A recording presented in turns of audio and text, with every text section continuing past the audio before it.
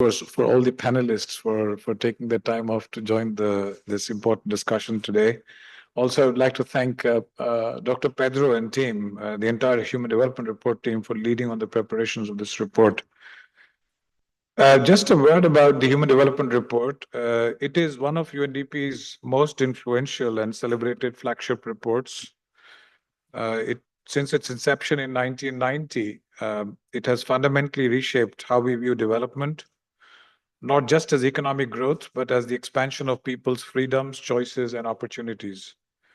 The Human Development Report has consistently sparked global conversations, influenced policy decisions, and inspired action by presenting rigorous analysis, thought-provoking insights, and forward-looking recommendations. Today, we have an exceptional panel of distinguished speakers who bring diverse perspectives and deep expertise on the topic of the day, on breaking the gridlock, reimagining cooperation in a polarized world. And they will be delving into the findings of this year's HDR, explore its implications for policy and practice, and reflect on what it means for our collective future, both globally and here in the GCC and Qatar. I think it's fair to say that in this room we have distinguished participants who have the ability to turn insights into action. And Qatar, with its commitment to innovation, to sustainability, to global cooperation, truly has been pivotal and has tremendous potential to advance the principles of human development articulated in this report. As we begin, I also invite each one of you here to engage actively, to ask questions, to share your thoughts. And hopefully this discussion can ignite ideas and collaboration that ripple far beyond this particular event. Before we start the session, I would like to quickly introduce the panelists for today's session. We have Professor Ahmed Aysan. He's a non-resident senior fellow at the Middle East Council on Global Affairs. He is also professor at Hamad bin Khalifa University and the program coordinator of Islamic finance and economy programs. Professor Aysan has held prominent roles such as being a board member of the Central Bank of Turkey, consulting for global institutions, serving as a dean and director at various universities, contributing to international financial groups, and publishing extensively in acclaimed journals, earning multiple prestigious awards and recognition in Islamic finance. We also have Amna Al-Thani. She's the Chief Executive Officer of Strategy Hub. Amna holds a bachelor's degree in international politics from Georgetown University School of Foreign Service and a master's degree in international security from Sciences Po University. Amna's interests include international relations, environmental sustainability, economic policy, and education. She's passionate about being part of projects that support Qatar's growth and involvement in international development goals.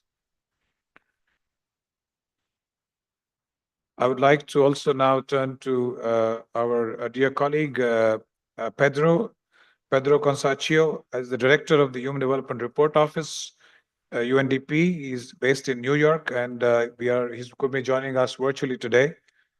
Prior to joining UNDP, he held several important roles. Prior to this particular position, he held other roles at UNDP, including Director for Strategic Policy, Chief Economist for Africa, and Director of the Office of Development Studies. He has published extensively on financing for development, inequality, global public goods, the economics of innovation and technological change, and development in several prominent journals and books. We also have Professor Noha Abdul Dahab. Sorry for my mispronunciation. She's a non-resident senior fellow at the Middle East Council on Global Affairs. She's an assistant professor of international law at Georgetown University in Qatar and serves on the board of several academic and civil society organizations. Noha is an award-winning expert in transitional justice, has worked with the UN and NGOs, and advised governments and media focusing on the Middle East and North Africa's justice issues. And last, of course, but not the least, Dr. Nader Eskabani. He's a senior fellow and director of research at the Middle East Council on Global Affairs and a research fellow with the Economic Research Forum based in Cairo, Egypt. Kubani is a development researcher and practitioner with over 20 years of experience, having held leadership roles at the Brookings Doha Center and Silatech Foundation, serving on academic and research staff at institutions like the American University of Beirut, and published extensively on economic and policy issues for major international organizations. That completes the round of introductions of this very eminent panel, whom you're going to be hearing very, very soon. With that, maybe if Pedro is online, we could turn to Dr. Pedro Conceição, who's the director of the HDR office in UNDP in New York, and request him to share with us the findings of the report. Pedro, the floor is yours. Over to you. Thank you, Biplov. Can you hear me? Can you hear me, Biplov?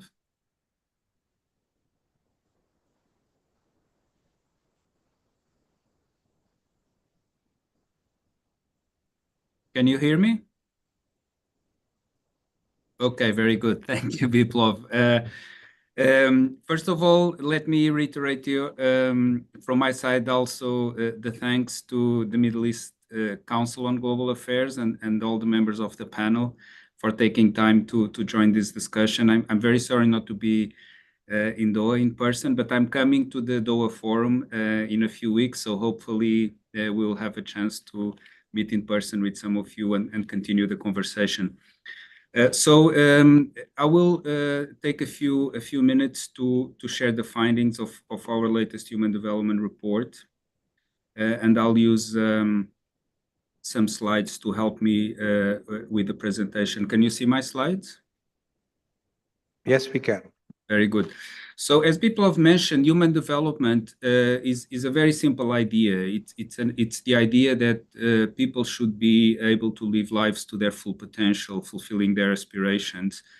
And that's really an invitation to evaluate progress and assess policies in ways that consider but go beyond just looking at the performance of the economy. And one of the metrics that we rely upon to understand how we're doing when it comes to human development is the Human Development Index, which you may be familiar with. It's basically an index that brings together indicators that speak to the performance of the economy, but also to achievements in health and education. So if we start by taking a look at the evolution of the Human Development Index, historically, since we started in 1990, you can see that it's essentially a steady improvement in human development, except that for the first time ever, we saw a decline in 2020 and 2021, which you see here represented on this graph. 2022 and 2023, there was a rebound in the global average human development index. In fact, the level of the human development index is now the highest on record, which is represented by this point here. But there are two concerning aspects in this story of improvement and recovery, in a sense, of the Human Development Index. The first is represented by the pink part on this slide. So the gap, the difference between the pre-2019 HDI trend and the actual trend in the Human Development Index. So this gap here, this pink area, represents loss in human development, loss in human potential. And if the two lines run in parallel into the future, these may represent a very long-lasting loss in human development. Potentially a permanent loss in human development if they never, if the blue line never reaches up to the level of the dotted red line. So I think this is an important message that emerges from the report, is that even a temporary set of shocks that we witnessed in 2020 and 2021 can have long-lasting, potential permanent effects. So there's some literature that speaks to the scarring effect of these temporary shocks. And the second concerning aspect of the evolution of the Human Development Index has to do with differences across countries. So when we look at the difference between the Human Development Index of the countries at the very top and those at the very bottom, which is represented by this line here, we've seen that over many years, over decades, there was a reduction in this difference. So in other words, there was a convergence in the levels of human development, with countries with the lower levels making progress and getting closer to the levels of the Human Development Index of countries at the top. More recently, as represented here by the red part of the line, we've seen that this difference has grown. So gaps are opening up. So from a process of convergence, we are now entering a process of divergence in which the poorest and most vulnerable of our international community are being left behind. And obviously, this goes against the pledge to leave no one behind of the 2030 Agenda for Sustainable Development, which is a very important element of that framework that has given us the Sustainable Development Goals. So I'll show a slide that speaks more to what's happening in the Arab States region, where the situation is even more concerning. So here you see the average in the Human Development Index for countries that are part of what in UNDP we call Arab states, the region that is covered by the Arab states. And you see that in this case, the blue line is sort of flat. So unlike the global average, where we've seen a sort of recovery, here in the Arab States region, we have actually not seen a recovery. We have seen actually a stagnation in the level of the Global Human Development Index. So these two concerning aspects that I mentioned, the potential for long-term, potentially permanent losses in human development, in human potential, and this divergence with some regions and some countries being left behind acquires particular relevance in the region. Now, the report then provides an interpretation as to why we find ourselves in this situation. And obviously, there are many reasons, but the report argues that they include the fact that the international community, countries, have been unable to fully manage challenges like the COVID-19 pandemic or a set of conflicts that emerged also during this period.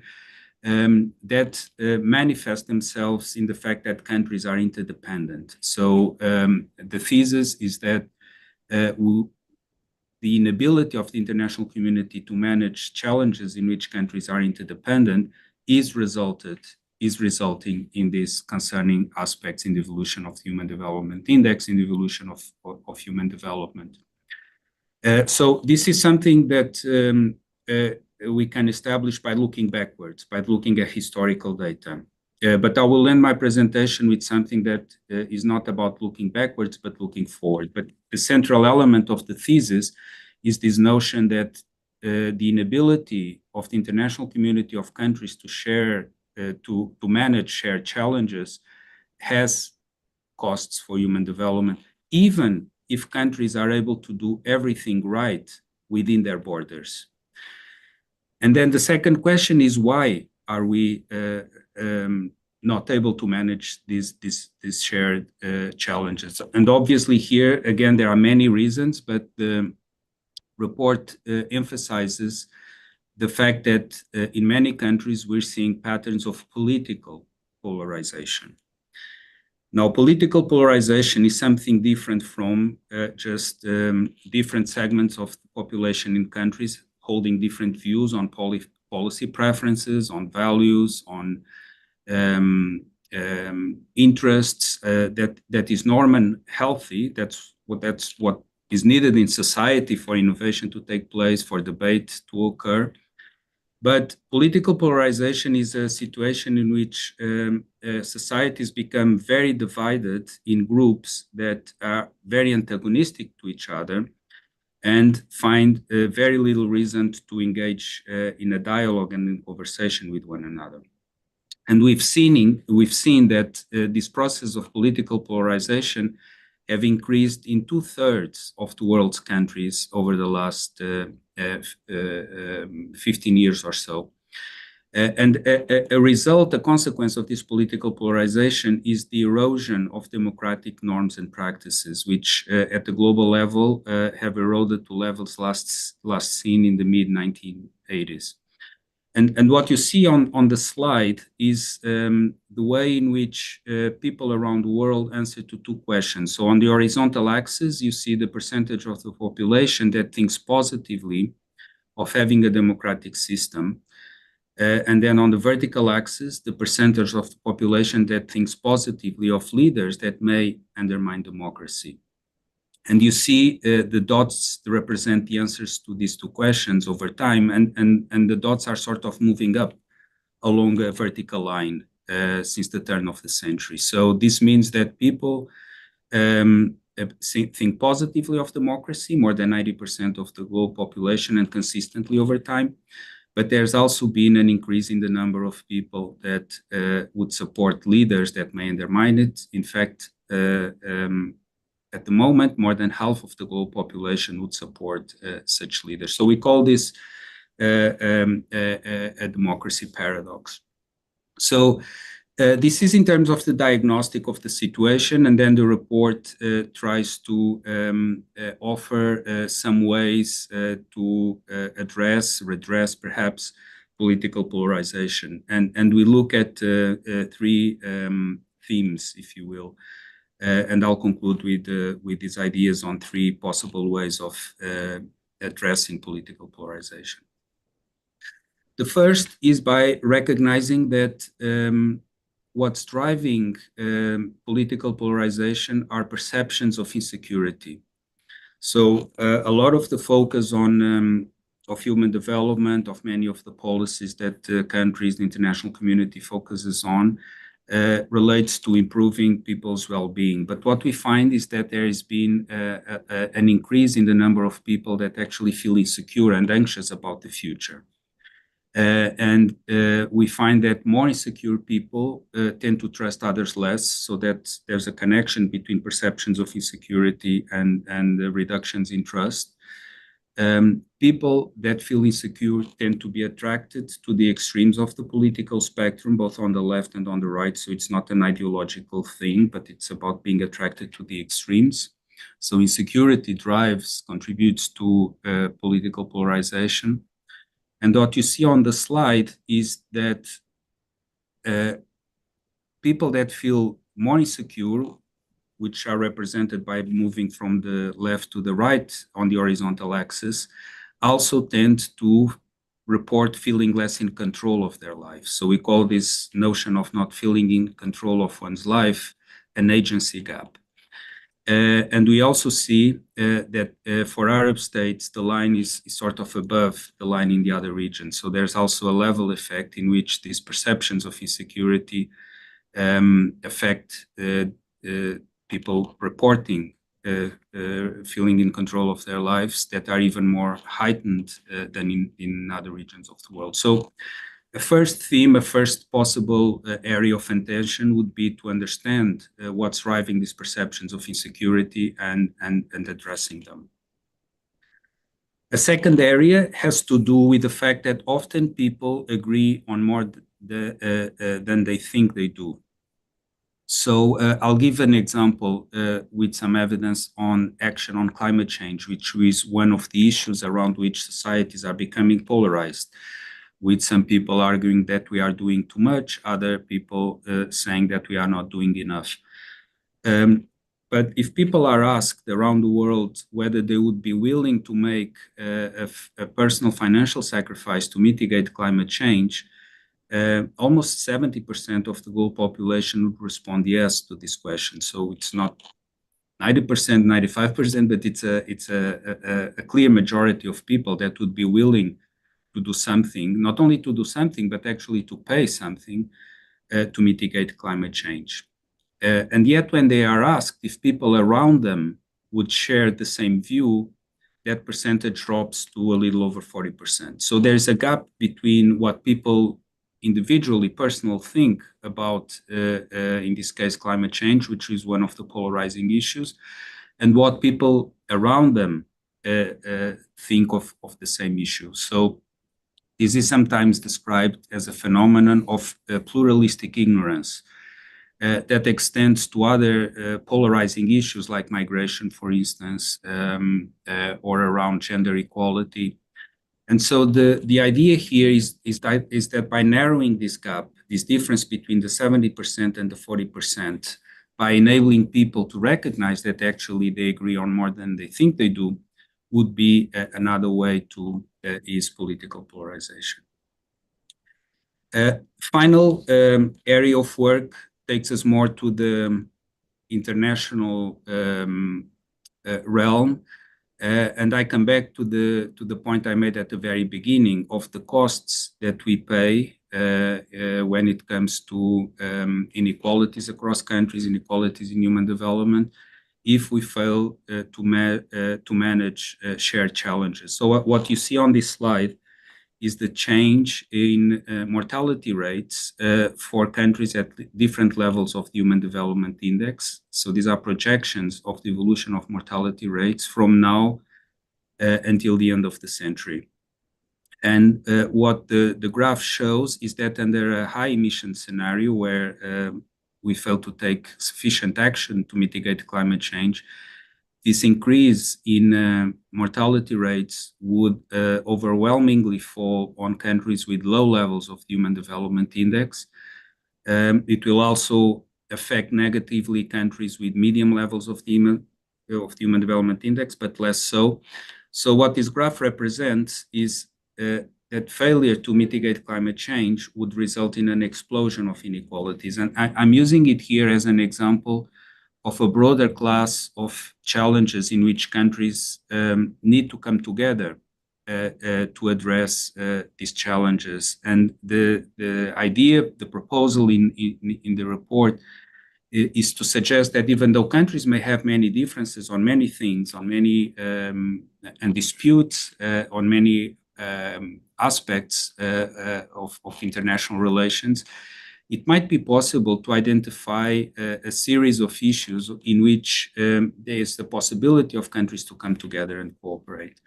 So one way of identifying these arenas of cooperation, if we will, is by using this lens, the framework of global public goods, which are things like climate change mitigation, in which one country benefiting is not something that results from some other country losing something. So in other words, these are not zero-sum games. So the thesis in the end is that identifying these arenas of cooperation would not assume that countries will solve all their disputes overnight, but would enable us to identify some of the areas in which we come together to address our shared challenges. So Biplov, this is it from me. Looking forward to the panel discussion and to the questions. Thank you.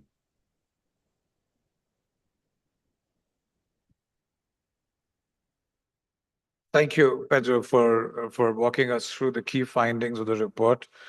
Really very much appreciated. And we could hear you very clearly and see all the graphs as well. So thank you very much. To maybe just to start the discussions based on the finding of the Human Development Report, if I may, I could just turn to Professor Noha. Given this sort of highlight of the report which Pedro shared on polarization, leading to insecurity, leading to progressively lessening control, etc. Can you share some reflections on this conceptualization of polarization? And if you'd like to touch upon any specific approaches to interdependence, as has been referenced in the report. Over to you, Noha. Thank you very much, Biplov, and thank you, Pedro. Thanks to the Middle East Council for hosting this event. As I was going through the report, it actually brought back memories because 20 years ago, I was working in HDRO, the Human Development Report Office, as a researcher. So I contributed, I think it was to the 2004 report. So it brought back some nice memories. Yeah, so I'd like to focus on two issues or questions that emerged for me as I was reading through the Human Development Report. Polarization is definitely one of them. and the other one is interdependence, but also in the context of reparations. And my intention is to hopefully present some constructive critiques and hopefully also raise some questions for further discussion. So the first question for me was, how exactly does this Human Development Report conceptualize or define polarization? And as I was reading through it, it discusses polarization as something that can be explained as identity conflicts, something that results from economic, cultural, and political anxieties, is the word that the report used. And it explains that the rise in inequality also fosters political polarization, which then draws people inwards, right, to their in-groups. And this is, of course, all true. But I think an even deeper dive into polarization, in my view, should also acknowledge that it is the product of things that are much more difficult to tackle, right? Like dehumanization, racism, historical and ongoing economic exploitation, and power struggles. Polarization is not simply just a difference of beliefs, cultural, political, or religious, right? There's a more rotten core to the economic, political, or cultural anxieties that the report references. And much of that rot can be attributed to racism and dehumanization, which then, of course, easily give way to domination and exploitation. So this is my first reaction to the report's approach on polarization. So I'd like us to think about how polarization itself is pursued as the objective, right? Certain political actors thrive on polarization. And relatedly, the report argues that we need to capitalize on our global connections, choosing cooperation over conflict. But when conflict, and I mean, including forms of violence that don't necessarily have to do with wars, all forms of violence, if conflict and other forms of violence benefit the elite and the powerful, then that choice between cooperation and conflict almost becomes irrelevant, right? And unfortunately, too often people think that when your existence or your agency is a threat to their existence or their agency, they'll turn that into a question of survival and do whatever it takes to ensure that your existence or your agency is either suffocated or completely erased, right? And again, one of the things that enables that kind of thinking is dehumanization and all of its ugly cousins like racism. And the second question that this report made me think about is the connection between tackling polarization and using some of the approaches of transitional justice. And the reason I thought about transitional justice basically meaning societies that are transitioning from one sort of phase in their lives to another, a very difficult past into what they hope will be a better future, is that one of the approaches the report advocates to alleviate polarization is this idea of citizen assemblies, right? And I'm going to really oversimplify the way that the report describes citizen assemblies here, but basically how I understood it was bringing together people who otherwise hate each other's guts so much, they would never otherwise speak to each other, and then get them together to engage and start off by identifying shared goals and then build on that with the idea that they would dismantle the polarization. So that kind of encounter at that micro level in citizen assemblies necessitates a look into the past that made them polarized to begin with, right? So starting from that premise of a healthy reckoning with the past to build a better future that centers human development, that centers opportunities and agency, I'd like to use that so that we can then talk about the role or lack thereof of reparations, right? So the UN Conference on Trade and Development said recently that if the war on Gaza ends tomorrow, it could take 350 years for its economy to return to its precarious pre-war levels. And then, of course, we have Sudan and we have Yemen and other parts of the world that are reeling from armed conflict there with staggering levels of starvation, malnutrition, displacement, killing, all of which are man-made. So where is the place of reparations here? In 2020, UNDP published a report. It was called From Justice for the Past to Peace and Inclusion in the Future. And it was meant to be a development approach to transitional justice. And this report argued that, and I quote, development assistance is never an acceptable replacement for reparations. So when we talk about this current report, the Human Development Report, Reimagining Cooperation in a Polarized World, I wondered, where is this vital discussion about reparations? And sure, it's not always productive to assign blame, right? But when you look at the horrors unfolding before our eyes in different parts of the world, there is blame. It's called accountability. And I think reparations are a way to pursue accountability and human development at the same time. And here I'm not only talking about within country reparations where a government that has historically wronged its own people then, offers a right to remedy through reparations. I'm talking about interstate reparations, right? And we have examples. As of 2022, Germany paid Israel and Holocaust survivors a total of 80 billion euros in compensation for its role in the Holocaust. Iraq paid Kuwait $52.4 billion as reparations for its invasion of Kuwait in 1990. And the last installment of that payment was just under 3 years ago. And of course, there are other examples, Uganda paying reparations to the Democratic Republic of Congo, and so on.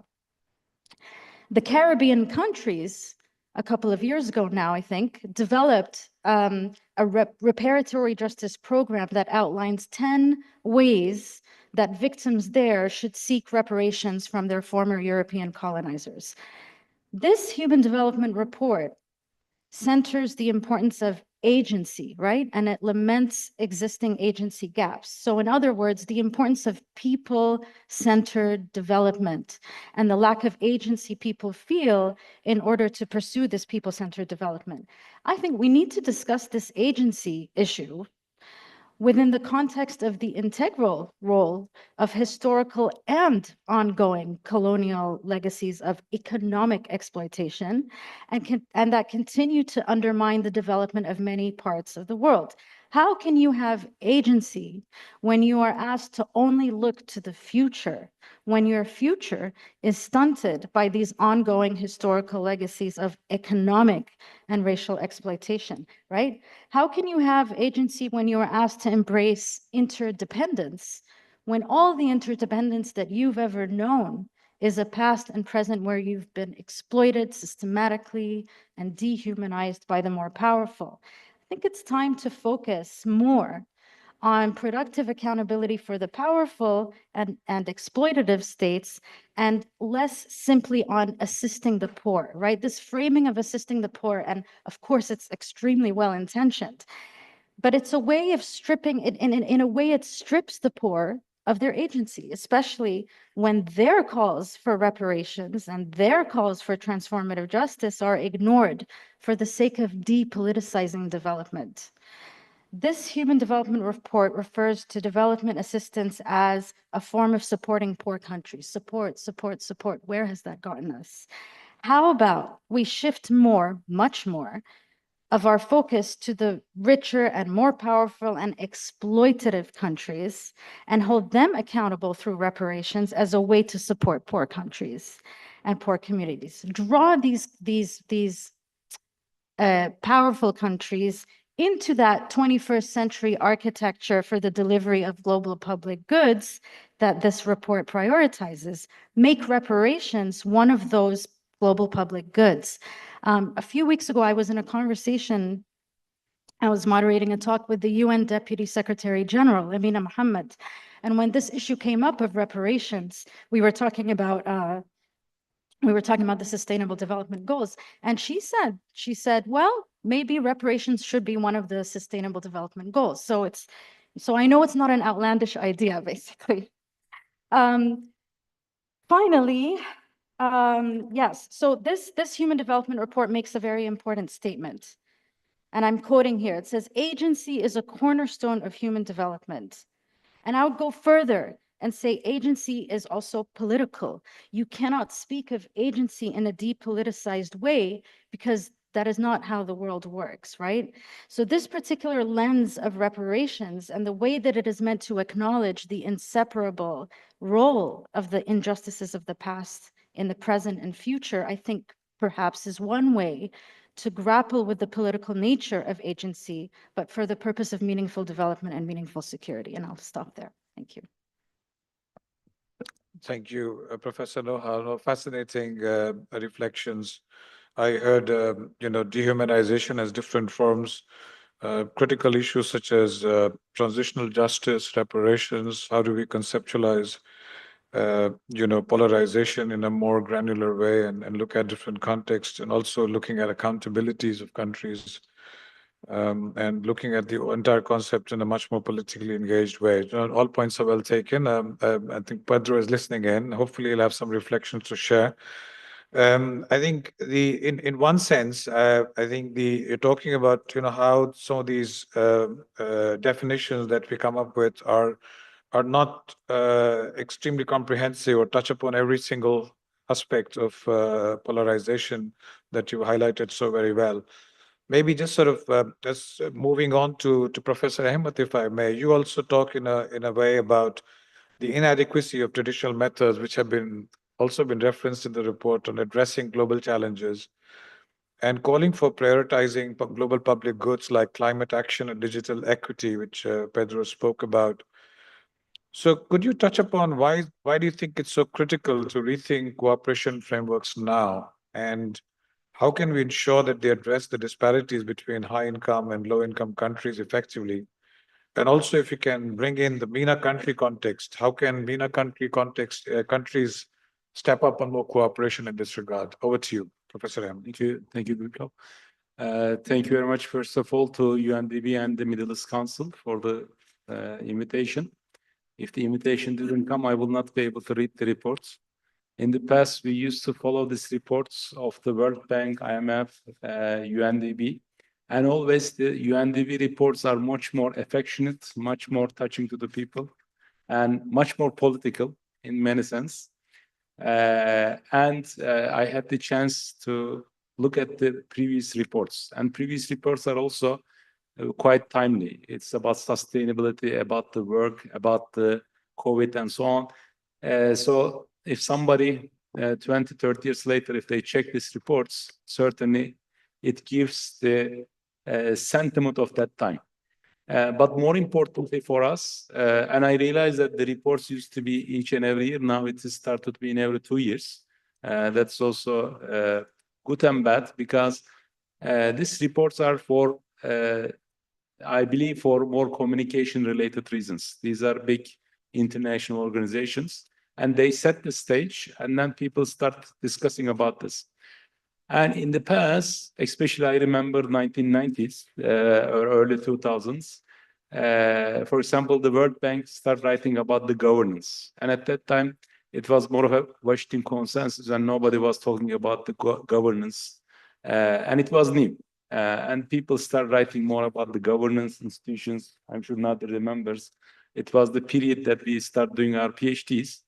And it was quite influential because you write a report and then people start discussing about the report and then they write academic papers and it becomes kind of a way of facilitating the further discussion. And even, I mean, like after this governance thing, for example, Daran Acamoğlu and his friends write about the institutions, and then finally about 20 years later or so, they got the Nobel Prize. So in that sense, these reports are important, but even producing these reports in every 2 years tells us something. So probably it is less of a concept put into the table to be discussed. So there should be a reason. This is my first observation. And I would like to come to the point of the concept, because oftentimes many people will not read more than 200 pages of report, right? It's a very nice report, by the way. Really, I like reading the UNDP reports. because they are not like solely economists, let's say. I mean, they bring the political economy angle, politics. Even the head of the advisory committee is the minister of Singapore, I guess. I remember him from the central bank years. He was the finance minister at that time. So certainly it is a very well prepared report, and bringing not just the economics angle, but all different angles. This is also the uniqueness of the report. But in this report, the concepts are very important. I mean, we will not remember all what is written in the 300 pages or so, but the concept of polarization, for example. First of all, it is kind of an observation that the world is already polarized. This is something that we may even disagree, I believe. Because as an economist, I think about, let's assume that we accept that the world is polarized, but then the report goes on, says, and recommends some measures to reduce this polarization and the outcomes of this implications of this polarization. But I have a different idea that we should go back to the roots of this polarization. And I believe the roots of polarization is about uncertainties. And this is not because when we say polarization, it is a political polarization. It is about identity polarization or something. But I believe that the reason of the polarization is actually about the uncertainties we start facing more in the last 5 or 10 years. And these uncertainties are mostly about political uncertainties, geopolitical uncertainties, or even climate-related uncertainties like natural disasters associated with the sustainability and climate change. Or even in the report, for example, the Human Development Index is based on the 3 measures. One of them is life expectancy. Life expectancy is the futuristic thing. We don't necessarily know how many years people will live. We are just predicting. And because of the COVID-19, most likely we start predicting that there could be this sort of epidemics, pandemics, and then we may have even lived less than what we expect. And this is probably the reason why we start observing less of human development. I don't think that there is a decline in education or there is a decline in gross national income, because this is something that we observe anyway. But most likely, we can ask this to Pedro in more details. But my point is that even the life expectancy contains some uncertainty, right? I mean, if you ask for about 10 years ago, all these people were not considering that there could be this sort of big pandemics. And apparently in the report, it says that 15 million people lost their life because of the pandemic. So my point is that it is good to emphasize that it's a polarized world, but more important thing is go back to the roots of this polarization. And I believe that the root cause of this polarization is mainly about uncertainties. Uncertainties are coming from 2 sides. One is about the ex-ante heterogeneities, about ideologies, about our preferences, which is nicely mentioned in the report. And it is also about the exposed heterogeneities. For the ex-ante heterogeneity, for example, if we live in 1980s, it was all about the liberal world. There's a Washington consensus, and pretty much everyone, one way or other, believed that the world seemed to be, it was the end of the history sort of the period, right? But now, the dominant ideologies are not necessarily providing one solution. It is all over the world. And or from the very practice, I mean, this is more of a preference. From the very practice, main form of polarization is between US and China, right?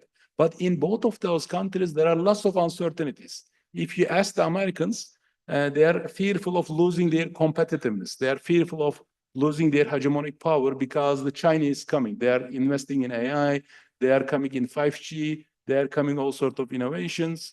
And that's why there are all sorts of bans or tariff discussions, microchips discussions. But if you ask the Chinese, they will say, okay, Americans are probably, they will say similar thing.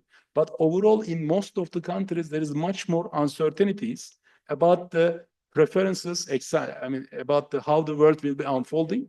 But this is also related with the exposed heterogeneity, exposed, let's say, uncertainties. Because we don't really agree on how to share the pie, how to share the growths, how to share the benefits of some of the technologies. So in the report, I believe if we go back to the reasons of why there is increasing polarization, it would have been much better, such that we can at least address them. Otherwise, we just give some policy recommendation. It is like the economist's first best scenario. Like, okay, if we do this, do that, it will be the finer world. But the world is never the first best world. Always there are second best. That's why we have political economy, right? That's why we try to find some solution. But my bottom line is that even first we should go back to the root causes of polarization. And I believe the root cause of polarization is the uncertainties. And these uncertainties are not necessarily completely in our controls. There are unknown sort of crises like COVID-19, right? There are some uncertainties related with how the Trump administration will impose these tariffs, right? This is also uncertainty. It is a polarized world, but imagine that there's already polarization between Trump and the China, let's say, but still we don't know what the Trump will be delivering, whether he will be delivering what he promised or he will be milder. So there is also uncertainty there. So my approach also, coming to the question, we have lots of global public goods. Global public goods meaning that global points that we have to agree. And these are global kind of polarization topics. First, this global topics like externalities or polarization topics, let's say, if we go back to the root reasons, I believe it is uncertainties. And we should find ways to reduce the uncertainties. And reducing the uncertainties will definitely come through going back to the ex-ante preferences, where whether we can find some grounds, but even more importantly, probably because we cannot change the ideologies and so on of the people or of the local politics in US or in China or in other countries, but at least we can give some assurance to the people that if there are certain gains or losses, this will be shared equally, or this will be shared more proportionately. It could be about the global financial system, it could be about the sustainability related issues. This is not very much done, but I believe if we just discuss the polarization per se, in a sense, we are also justifying the polarization, right? It is as if polarization is normal. Even this is done by UN in a sense. But if you go back, okay, what could be the causes of this polarization? I believe it is uncertainties. If we try to reduce the uncertainties at different levels, for example, these uncertainties can be reduced even at the more regional levels. Like even for BRICS sort of, we start observing more of some regional cooperations or some different levels of collaborations. These are all likely to reduce the polarization because instead of having, let's say, big hegemonic powers solving and agreeing on certain topics, probably there will be some regional powers and countries solving their own problems. And even increasing polarization could be helpful to solve the uncertainties issues because there are more topics that the countries can bring into the table. So they can sacrifice on certain issues and they can probably get more. So in that sense, we should go back to the root causes of polarization and try to at least reduce the uncertainties. If we reduce the uncertainties, I believe the polarizations will be much less. I know it becomes a bit abstract from an economist's perspective, but without starting to look at the root causes of this polarization, we cannot do. We can just give some policy recommendations, but this is the word is not the kind of, we don't have a benevolent policymakers, benevolent word. The word will be always the second, the word of second best and third best. That's how we can at least give some policy recommendation, which I believe the report could have been emphasizing this more. Thank you. Well, thank you very much, Professor Ahmed. I'm talking about uncertainties, and it's being spoken of as a new normal, managing how to manage and mitigate the uncertainties. A valuable perspective. Thank you very much. Maybe quickly turning to Amna, talking about uncertainties, we are actually running a little bit out of time. So just trying to make some quick adjustments in terms of the questions. Maybe Amna, if I can turn to you now. and landing the report to the context of Qatar.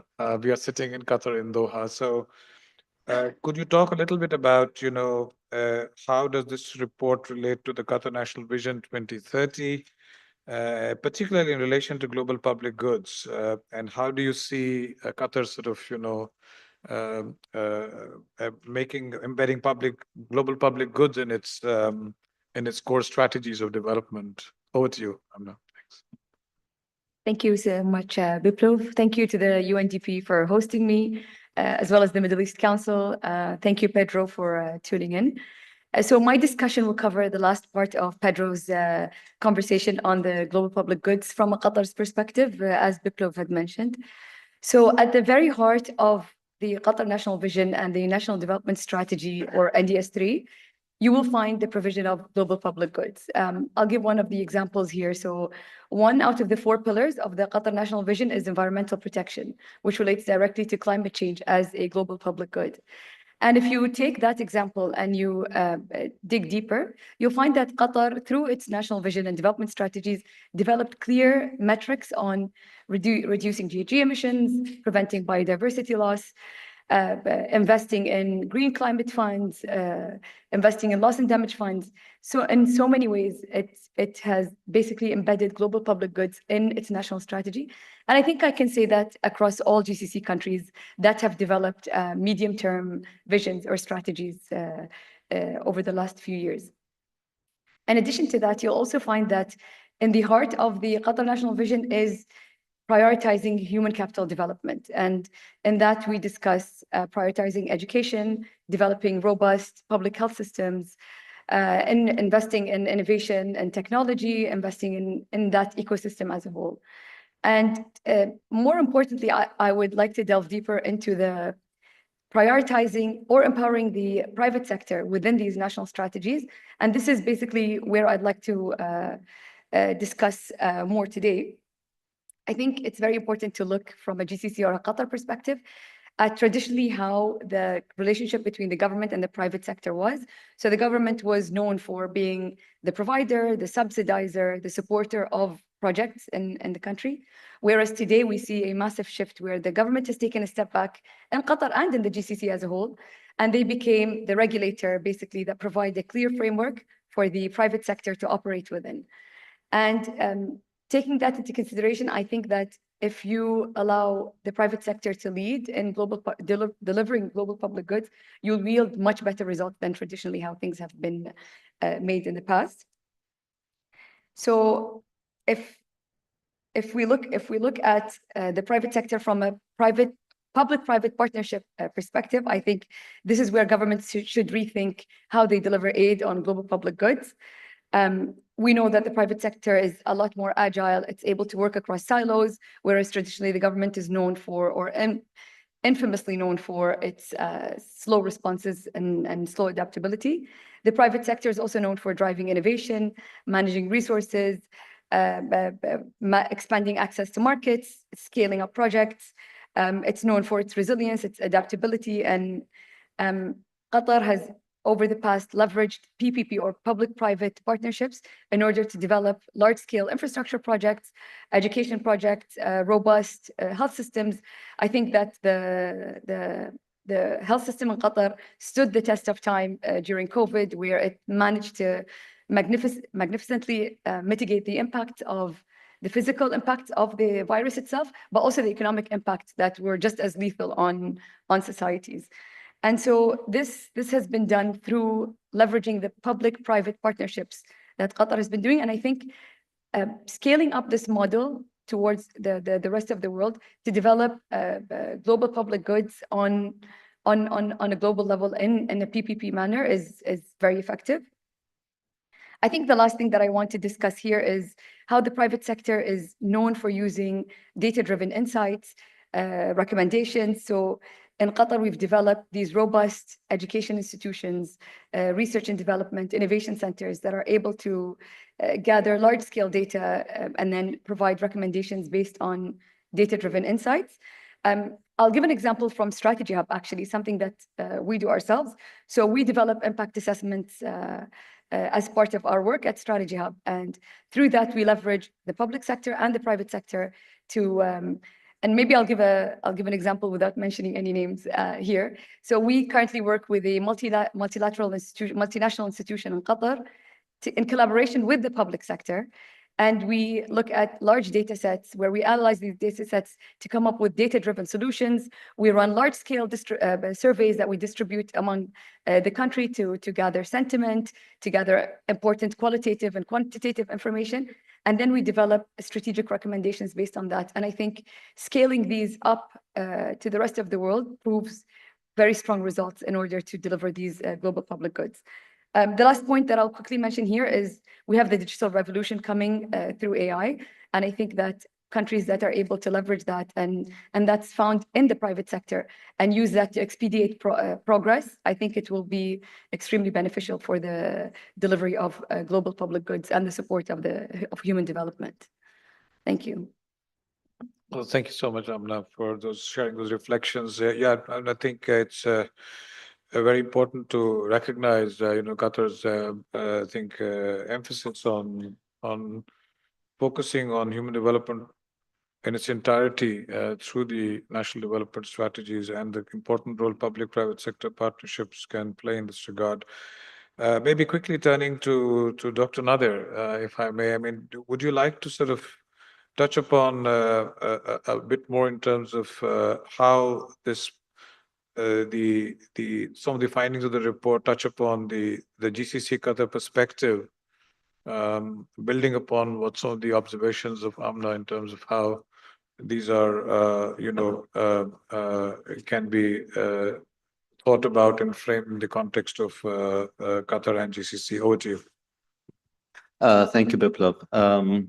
And thank you, Pedro, and thanks to UNDP for collaborating with us on this important event. Really, the Middle East Council on Global Affairs, what we try to do with our own research is try to articulate regional perspectives on global issues and bring these to global platforms. But it's also about trying to bring issues discussed at global platforms to regional audiences and have these conversations. So it's been wonderful working with you on this. The report, the UNDP report, has been really it's quite massive, actually. It tackles a very complicated subject and does it rather well, I think, as all the panelists have articulated. And I was trying to think of what particular angle would be the most relevant for a country like Qatar. And one of the ones that stood out to me was this concept of institutions, which the report touches on significantly. And the way it presents it is part of the polarization is taking place because we have big global challenges.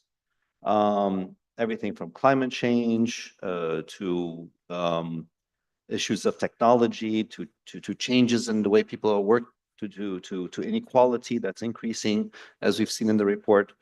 And the report argues, I think correctly, that the institutions that currently exist throughout the world, people perceive them as not being able to deal with these challenges. A pandemic is one good example, where many countries that have institutions were struggling effectively to deal with the consequences of the pandemic, both the health aspects and the economic aspects, and balancing the two. And the report goes on to say that this perception is creating an opportunity for populist people to come in and try to challenge these institutions. You can see this with Donald Trump. One of the first things he's doing is trying to cut back on the bureaucracy and deal with the deep state, and people are frustrated with the institutions and want that. But what's happening here? At the global level, many of the institutions have been around for a long time, including international organizations. And I don't think they have been able to adapt and modernize in a way that is really able to deal with these global issues. And we see this from climate change, what's happening right now in COP29, and the inability to really move the agenda forward, it seems, to COVID, as we discussed. And I think this is one of the key, it's not the only one. The report goes into lots of different reasons, but it's a key one. Turning back to the GCC and Qatar, to a large extent, the history of the institutions in this region is more recent. And in fact, it's evolving. In a place like Qatar, a lot of the focus over the past 20 years has really been building the infrastructure, building the institutions, building the private sector, building the government to be able to become a modern state. And so these institutions are fairly new and quite adaptive, actually. And we saw that in the case of COVID. I mean, Qatar had one of the lowest mortality rates in the world by far, and managed the pandemic exceptionally well. And people see that. And so you have a lot more trust in the institutions. Now, Qatar is going on, and many of the countries are going on to the next phase. Many of them have Vision 2030, Vision 2035, and they're going from the process of building to essentially institutionalize what's been built. And one example, we talked about NDS 3 briefly, the third national development strategy, was prepared by at the time, Planning and Statistics Authority, and working very collaboratively across the government agencies and government ministries. And now it's transformed into the National Planning Council, which is very much more a body that's about implementation, following up on implementation, making sure things are being done. It's a massive undertaking to make that kind of a transformation, but it's indicative of the opportunity that these countries have.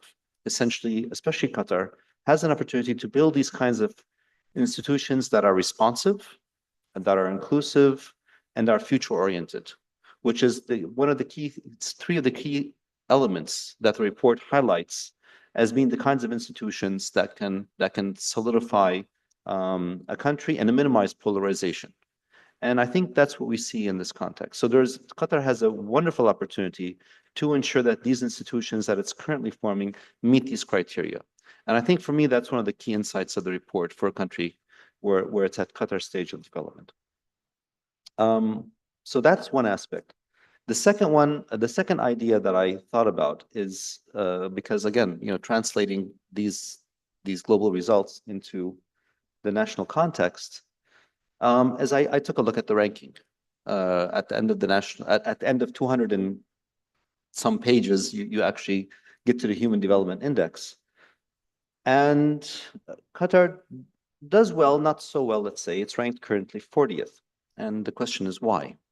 Well, the Human Development Index is based on kind of three key points: education, health, and income. And Qatar does very well on income, and it does very well on health. And where it's lacking behind, at least in the report's context, is education. And I think that is where potentially, and the third national development strategy focuses on this. And I think that's where Qatar can have the most impact if it invests in kind of reforming, developing educational institutions that are ready for the 21st century. It does very well at the tertiary level in terms of universities, and it's actually built a lot of excellent infrastructure. And the focus on NDS3 is very much on two issues: the quality of education and the skills. These are the two main goals in terms of what the NDS3 does. And it makes sense within the context of trying to develop a future-oriented workforce. But just to give you a context of what's at stake, if Qatar can improve its educational outcomes under the Human Development Report to the level of the UAE, which is not that far off, it goes from being ranked 40th to the top 10 in the world. So this is a very good area where investments can be made. And as a researcher, I'm actually curious about the details. So part of what we're going to be doing is looking a little bit more carefully at how these indicators are constructed, because I actually know that Qatar has done quite well in education. And so where are the gaps? And is it a gap to do that involves indicators, a methodology, or is it something that's more tangible? Of course, there's more to be done, but it's something that a research institution should be looking at carefully. So I think these are kind of two main lessons that we can take away from the Human Development Report that's of relevance to Qatar and the GCC. And again, it's a very rich document with a lot more lessons to be gathered. But I think the panelists all kind of highlighted very, very important aspects of it, including the PP in the private sector and the global public goods aspects. But I think it provides a very rich source of material for thinking through development challenges for the country. Thank you. Thank you, Dr. Nader, for sharing those perspectives. Yeah, no, the institutional trust building trust in institutions is critical, I think. And I heard you say building responsive institutions, inclusive institutions, future-oriented institutions. And also thank you for sharing this sort of pathway to enhanced human development rankings and outcomes by focusing on educational attainment. That's a message which is very well taken. In the interest of time, with the permission of the panelists, I would like to improvise a little bit because we are running a little bit out of time. I did mean to turn to Pedro for sharing some of the reflections from what you've heard so far, Pedro. But before you come in, and also to request the participants, I think the QR code has been shared out in your emails for an online app where you can share your questions. I have a few questions already shared, but I'm not sure all of you are able to access that app. Can you just do a quick show of hands if you have seen the app, Slido app on the emails? Anyone here? Okay, I can see one or two only. So maybe we'll have to improvise. Again, if there are some questions, please keep them ready and we can try to adjust and take those questions to the panel. But maybe at this stage, Pedro, can you still hear us? Are you with us? Yes, yes. Can you hear me? Excellent. So maybe if I can turn to you, I think there were some fairly rich reflections by the panelists on the report. So over to you for sharing any thoughts from your side on what the panelists had to say before we then turn to questions from the floor. We'll hopefully be able to take a few of them. But the floor is now, Pedro, for any reflections at this stage. Over. Thank you so much, Biplov. Well, and my thanks to all the panelists. This was a very rich set of reflections, and I think we need to do it more often because, as Hamed said, that's a motivation to read the report, which would have been ignored otherwise. So thank you for your generosity in devoting time to look through the report and for your thoughtful comments. So not a response, but maybe a series of reflections. Noah, it shows that you came from Human Development Report Office, so we're very proud of you, and you're one of us still. So I think the topic of justice in international relations is actually one of the main themes that we develop, particularly in chapter 3 of the report. And we give the example of what happened during the COVID-19 pandemic. And we speak of a very illustrative case when, I don't know if you remember, but there was this Omicron variant that at some point emerged and was a reason of concern. So this variant was first identified in South Africa. And South Africa, as a service to the world, made this public and said, okay, we have a new variant, we need to watch out. And what was the response from high-income countries? I don't know if you remember. It was to close travel from South Africa to these countries. So this was just an illustration of the kind of injustice that are, as you described, poisoning so much of what's happening when it comes to international relations. I hadn't thought about the connection with transitional justice, so I think that merits us thinking it through a little bit more careful. Transitional justice is like a double-edged sword because people that participate in these processes sometimes report relieving the trauma that they went through, and that also has costs and negative implications. So I think it's something that we need to calibrate very closely, but it's something that we will certainly reflect more upon. Now, the way in which we describe international transfer of resources goes very much along the lines that you suggested, Noah. We argue that it's important to have transfer of resources that are more motivated by humanitarian support, for instance. It's needed, it's not enough. But I think we have to look at it much more in the way that it enables countries to contribute also to this global public. So it's not about charity, much more about enabling countries to have the agency that is so crucial for human development. Ahmed, so we actually, the report that preceded this was on uncertainty. So as you were describing and making your reflections, it just reminded me of some of the issues that we discussed in the 2021-22 Human Development Report, which was about this context of uncertainty. And I guess we could argue that at any point in time, the world is uncertain and seems uncertain to the people living through it at the time. But in that report, what we argued was that there were a series of novel elements of uncertainty that we tried to describe, one of which was political polarization. Another one was associated with artificial intelligence, a third with climate change and broader planetary changes. So we tried to delve into the kind of patterns of uncertainty that might be resulting in these perceptions of insecurity. And the HDI decline is driven in part by the decline in life expectancy at birth, but also by the decline in GNI per capita. You may remember that there was a huge contraction in economic activity because of slowdown, lockdowns, and many of the measures that were put in place. And on education also, because many schools closed, and in many parts of the world, it was possible to continue with online training, but that was not available to many other aspects. So it was a shock actually to the three components of the Human Development Index. So that sharp unprecedented decline was a result of the shock on the economics, health, and education.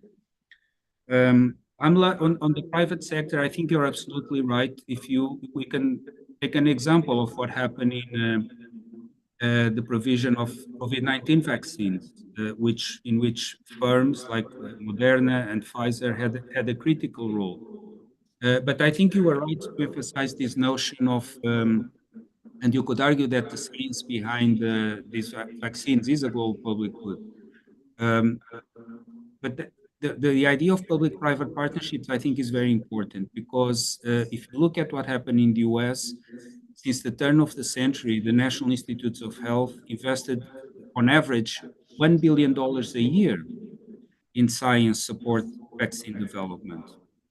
And then the US government gave, in essence, an advance commitment to purchase $30 billion in vaccines before they existed, before they were available. So this created a lot of certainty from the private sector that enabled it to do investments that resulted in the availability of vaccines, not as fairly distributed as you would have hoped. But I think it speaks to these innovative ways of having the public sector play a role that incentivizes it and gives an impetus to the private sector to contribute. I think, Nader, you were right also in emphasizing this notion of vicious cycles, if I understood it correctly. So governments and international institutions are seen as not being able to respond. That generates frustration. That increases demand for these discourses and narratives that are sort of simplistic and populist. That then turns the ability to respond even more difficult. And so we are sort of in a vicious cycle. And I think we have to find a way of sort of breaking it and turning it into a positive cycle. And on your points about looking at Human Development Index, we are very keen and happy to partner with you and other colleagues in Qatar. We have a very strong collaboration with UAE, actually, in which we've looked together not only at the Human Development Index, but at also some of our other indicators, for instance, on gender. And we have done a lot of analysis jointly with the authorities in UAE to understand what would be the drivers of improvements in our indices. So we'll be very keen to do that closely with you and other colleagues in Qatar as well. Thank you, Biplov. Thank you so much, Pedro, for sharing those valuable perspectives and responses. Yeah, I'm looking at the Slido app. We have quite a few questions now, so thank you very much for raising those questions. I've taken the liberty to combine some of these questions in a way that, we can be a bit more time efficient. So please bear with me if you don't see the question framed in exactly the way that you sent to me. One question which has come, and it is kind of many participants have actually reiterated the same question in one form or the other, is this issue of, the increase in geopolitical tensions, which we have talked about, and including in the region, as we are aware. So this uptick in conflicts, and this is also generating a lot of distrust within the region, in other parts of the world. The question is, how can countries in the region overcome some of these distrust to cooperate more in terms of stopping these wars, de-escalating the tensions, and so on and so forth? And also, relatedly, I guess, Amna, you may want to reflect on this. How can civil society institutions, including private think tanks, do something about, depolarizing or bringing down the distrust and, triggering or catalyzing more cooperation in the region? Is there any role that you see, maybe even yourself as the global the Middle East Council for Global Affairs?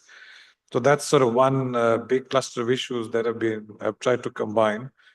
And the second is about, the report is primarily about global forces driving polarization. How does MENA region fit into that? And what can we do about, as a region, in terms of, again, going back to the earlier point about stepping up on cooperation and building trust. So that's all I have for now. And of course, there's also this mention of, this uptick in conflict leading to militarization in the region, which is a longer term concern. I guess not simply in the region, but I guess beyond, but certainly we could touch upon this part here. So in terms of time, we just have 5 minutes left. So it's an impossible situation, but, hopefully you could, maybe I can take the liberty of, giving a couple of minutes each to each of the panelists, if that's okay. And we can start in the reverse order, if that's fine. So Dr. Nader, if you're okay, maybe you can start first. Thank you, Biplav. I think just taking the first question on Gaza and coming back to the idea of the institutions. I mean, it's difficult to articulate. I mean, we talk about human development, which is all about, human beings, education, health. And you look at the situation in Gaza, where close to 18,000 children have been killed. And they're not a casualty. They're over 40% of those killed were children, and another 30% women. So what are we talking about here? And it's frustrating, deeply frustrating, to see the international institutions at all levels not able to put the kind of pressure or create the kind of situation where this is resolved, and that can find a lasting, sustainable, just solution for the people of Palestine. And this is at all levels. I mean, when I go to the US and I watch the news, it's like it's a different world. These issues aren't covered. The media is an institution. And when young people and universities see what's happening on social media, and then see what's happening on mainstream media, and see the vast difference of coverage, they lose trust in these institutions. When international organizations aren't able to bring the kind of pressure or consensus to put pressure on Israel to stop this aggression is just an understatement. It creates a lack of trust in these institutions, and you see this across the world. And so I do think we're in a situation right now where global institutions and national institutions in many of these countries are really not able to deal with the kind of global challenges we're facing, both geopolitical, environmental, social, and economic. And we really have to think very carefully about how to make the necessary changes so that we can move forward and create a better, more inclusive, future-oriented, just system that can really address these issues fairly. So that's my reflection on the first question. Clearly, you're echoing what also discussed in September at the Summit of the Future.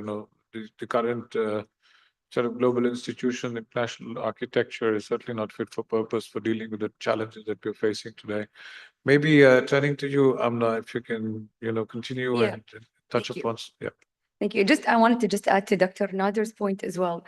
Even when it comes to donations and aid, I think if the donations are donor-centric and they're guided by some kind of political directions, it's very difficult to trust these multinational or international institutions in delivering this kind of aid. So until the aid is fair, it's equitable, civilian casualties are civilian casualties, doesn't matter which location of the world it is. And just very quickly to go back to the second question that you talked about, again, on the private sector, I think if you look at climate change in regards to the private sector, I think it provides some of the strongest examples there. We have very, very strong institutions in Qatar, research institutions that develop research on climate change. Using that research on climate change and scaling it up can provide extremely strong climate action and climate strategies that countries can adopt, especially countries that have similar environments to Qatar or the global south, or countries that require these type of solutions. The government, on the other hand, provides aid, so it just adapts to climate change by providing aid, whereas the private sector will support you in developing these kind of solutions. And I think this is where you can get civil society to kind of close that gap and bring that research to market. And let me take up the third question about the MENA. I believe it is the right time for the MENA to take more role on the global collaboration, cooperation. Last week, I guess the chief economist of the World Bank was here, and there was another report. And in the last 50 years, the GNP per capita of the MENA countries only grow by 1% in a year. So this is quite alarming. And also, this is one thing overall. I mean, we didn't achieve that well in the last 50 years in governance issues on GDP growth and so on. The second one is that there is a declining reliance on gas and oil and the energy side. So the issue for the MENA is, and also the third thing, probably this is also important from the technology side. All this globalization debate was emphasizing the global collaboration because the South is providing labor and the North was providing kind of a capital. And there was a kind of a collaboration, natural collaboration. But my concern is that because of the youth unemployment and so on, especially this is relevant for MENA, with this AI developments, automation and so on, probably there is a new way of reindustrialization right now, or the new industrial policy is right now taking place in the developed countries rather than in developing countries. All this microchips production being done, trying to be redirected to US. So there will be probably less need for labor because of this automation. And because of all these three reasons, probably MENA will not take an important position in the global value chains. So it is the right time for MENA countries to think about this and try to be part of this global value chain. And in the past, the MENA countries are generally policy takers. I mean, they are not generally well represented in IMF, World Bank, and global institutions because they didn't need they didn't feel the need probably to take part. But now, I believe all the MENA countries, Gulf countries, has to be represented more. And there has to be governance-related investments has to be done in terms of capacity building, where if you are on the table, then while the world is being redesigned, you will be able to say something. You will be part of this global value chain, global governance chain. If you are completely ignored, you will not be taken into account in global collaboration. And that's why it is the right time for Gulf countries, for MENA countries, to say something about the global governance, to say it is not just about Gaza. I mean, sometimes it is something certainly important, but at the same time, we have to increase the number of bargaining points. If it is just about Gaza, probably it is quite important as these are all major things that we have to focus, but at the same time, we should have medium and long-term plan. The MENA region, Gulf region has to be represented more. And for that, we should invest in the human capital and governance such that there will be new ideas coming from the MENA region. And this is the major challenge. And this is, I believe, the right time to invest even more. Thank you. Thank you. Thank you very much, Professor Ahmed. Maybe turning to you, Noura. for your quick reflections. And before I give the final word to Pedro, so over to you. Sure. Thank you, Viplav. I mean, I think that the fact that a lot of the questions you received had to do with war and the militarization of the region just really tells you a lot about where everyone's mind is right now.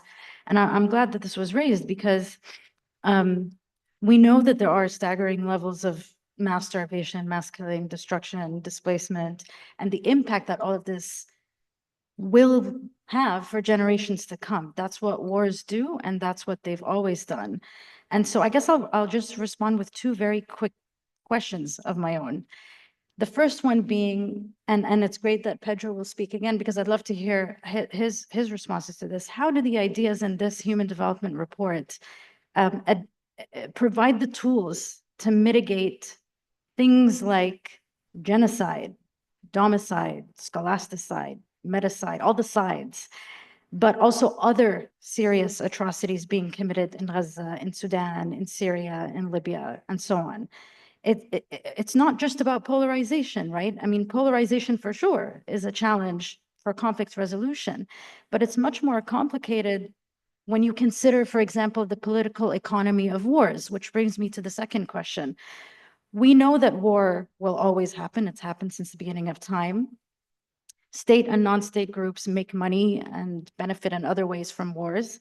And they do this in a number of ways. And one obvious one is through arms sales, right? Even those weapons, even when those weapons are being used to massacre children and innocent people. So how do the ideas advanced in this report address this unavoidable reality of the political economy of wars, whereby war is profitable for certain actors? And I'm not just talking about the West. It's very profitable for actors in our neighborhood as well. And it allows these political actors, states and non-state actors, to boost and consolidate their power. Is the vision of human development one where wars don't exist? I doubt it, right? Is it one where the ideas presented in a report such as the Human Development Report means that human development would play a role in managing the political economy of wars so it's less destructive? So these are just my 2 cents. Thank you. Thank you, Nora. Some very powerful reflections and some things to think about. Maybe I can turn to Pedro for any closing remarks, Pedro, that you may have. You just have a couple of minutes. Unfortunately, we're out of time. Thank you, Over to Biplov. Maybe since I don't have much time, just to invite everyone, if you haven't had a chance to read the contribution in the report. It's very short, 2-3 pages, by a historian. Yeah, so Ahmed, you mentioned, we traditionally rely on economic analysis, but more and more we've been looking at other disciplines in the social sciences, but also in the humanities to understand this very complex, turbulent world we're living through. And economics really doesn't give us all the tools. So that historical perspective that is signed by a historian that's an expert in the 1920s and 1930s. So the 1920s and 1930s were a period in which we also witnessed the period in which many societies, many countries became polarized and led to the emergence of regimes that looked inward and moved away from managing shared challenges by ignoring them and by having a very confrontational view when it came to international relations. And we know what emerged out of that period. So it's always fraught and perilous to draw historical analogies because we live in a very different world. But I think what we tried to do with this Human Development Report was to invite us to look inward in our societies and reflect on how the political polarization that is emerging in so many parts of the world, leading to many regimes that are sort of moving away from engaging with the world, inward looking, might not lead us to risks that we're already seeing actually playing out in so many parts of the world, but can also be exacerbated. So it was an invitation to reflect on where we are, understand this context of polarization, and offer some ways forward. So With that, let me thank again you, Biplov, and all the members of the panel. And hopefully we can continue the conversation when I'm in Doha in a few weeks for the Doha Forum. Thank you. Thank you, Pedro, and that's the perfect note to stop on. We need to continue the conversation. It's a very deep conversation on a very complex theme, which is very dynamic, and obviously no ready-made clear solutions. We have to all ponder, reflect, think. We've come to a very interesting conversation, fascinating perspectives shared by all our panelists, and of course also by Pedro. We are very grateful to all of you for patiently listening in and sharing your questions and your thoughts. We will hopefully find opportunities to continue the conversation. I know the Middle East Council on Global Affairs is very active. They have a number of events happening all the time. So I'm sure there will be opportunities to continue this conversation in different ways. But big thank you. We're very grateful to you for sparing your evening and spending this time with us. I would just like to thank and close the session, unless there is any final thoughts from Suzanne, or is to be closed. Thank you very much, everyone. Thank you.